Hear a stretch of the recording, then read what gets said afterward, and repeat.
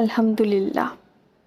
আলহামদুলিল্লাহ এই জন্যই বললাম যে ইনু সাহেব আর প্রধানমন্ত্রী শেখ হাসিনার যে বার্তাটা পেয়েছে, খুব ভাইরাল হয়েছে, অন্তত সেখানে প্রধানমন্ত্রী যে কথা বলেছেন এটা কিন্তু পজিটিভ আছে।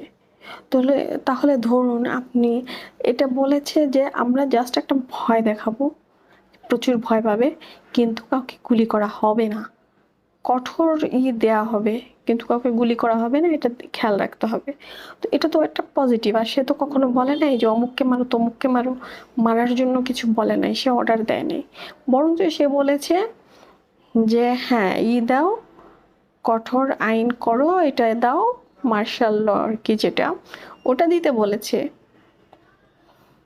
কিন্তু কি আর বলবো, সোনার বাংলাদেশের সোনার সেনাবাহিনী যতগুলো বেইমানি করেছে, যেখানে করেছে সেনাবাহিনীই করেছে।